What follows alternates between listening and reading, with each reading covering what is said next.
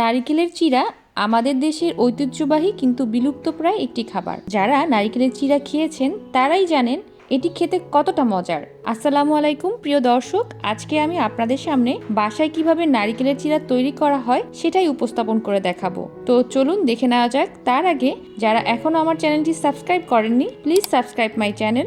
নারিকেল চিরা বা চিপস তৈরি করার জন্য প্রথমেই নারিকেলটাকে আমি একেবারে পাতলা করে কেটে নিয়েছি। আপনাদেরকে একটু দেখিয়ে দিচ্ছি, অনেকটা এরকম। আর এভাবে কাটাটা কিন্তু খুব সহজ। নারিকেলের যে উপরে শক্ত অংশটা থাকে সেটা থেকে নারিকেলটাকে ছুরি বা চাকুর সাহায্যে আলাদা করে উপরের যে কালো অংশটা থাকে সেটা একটা পিলারের সাহায্যে আমি ছিলে নিয়েছি। তারপর এটাকে পছন্দ মতন আকার করে পাতলা করে কেটে নিয়েছি। আপনারা চাইলে এটাকে চারকোনা করে চিপসের মতন করে কেটে নিতে পারেন। তো আমি আমার পছন্দ অনুযায়ী কেটে নিয়েছি। আর দোকানে বা সাধারণত স্কুল কলেজের সামনের যে মামারা যে নারিকেলের চিপসটা তৈরি করেন সেটা কিন্তু অনেকটা এরকম সাইজেরই তৈরি করে থাকে। তো চলুন চলে যাই পরের ধাপে। এখন চুলাতে একটা প্যান বসিয়ে দিয়েছি। এর ভেতরে আমি 1 কাপ পরিমাণ নর্মাল পানি দিয়ে দিলাম। পানিটা যখন ফুটে উঠবে তখন এর ভেতরে আমি দিয়ে দেব প্রায় 1 কাপ পরিমাণ চিনি। এখানে আমি ব্রাউন সুগারটা ব্যবহার করেছি, তাই নারিকেলের চিপসটা একটু বাদামি কালার হয়েছে। সাধারণত মামারা যে নারিকেল চিপসটা আমাদের স্কুলের সামনে বা কলেজের সামনে বিক্রি করে থাকে সেটা কিন্তু সাদা চিনি বা হোয়াইট সুগার দিয়ে তৈরি করে থাকে, তাই সেটা সাদা হয়ে থাকে।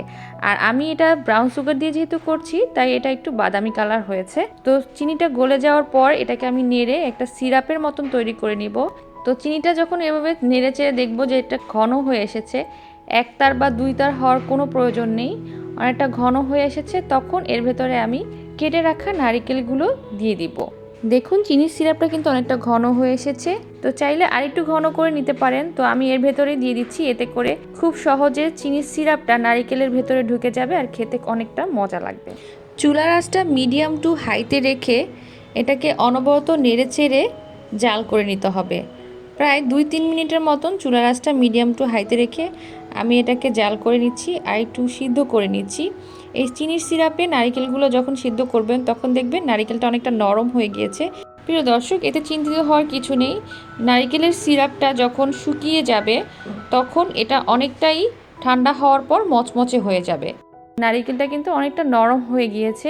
এই পর্যায়ে চুলার আঁচটা কিন্তু মিডিয়াম টু লোতেই থাকবে, তা না হলে কিন্তু নিচে লেগে যেতে পারে আর অনেকটা আঠালো ভাব চলে এসেছে। এই পর্যায়ে আপনারা কিন্তু এটাকে চুলা থেকে নামিয়ে নেবেন। তো চুলা থেকে নামিয়ে যখন এটা ঠান্ডা করে নেবেন তখন দেখবেন এরকমটা হয়ে গিয়েছে নারিকেলের চিপস বা নারিকেলের চিরা। দেখলেন তো কত সহজে তৈরি করে ফেললাম। একদম ঠান্ডা করে কোনো এয়ারটাইট বক্সে রেখে দিতে পারেন, এতে মাসখানেক ভালো থাকবে। আবার চাইলে এটা আপনারা এখনও পরিবেশন করে খেতে পারবেন। দেখলেন তো বিলুপ্তপ্রায় একটি খাবারকে কত সহজে আপনাদের সামনে তুলে ধরলাম। এরকম আনকমন রেসিপি পেতে আমার চ্যানেলটি সাবস্ক্রাইব করে পাশে রাখা বেল আইকনটি প্রেস করুন। আর ভিডিওটি ভালো লাগলে একটি লাইক আশা করছি। প্রিয় দর্শক, সবাই ভালো থাকবেন, সুস্থ থাকবেন, আমাদের জন্য দোয়া করবেন। Bye bye.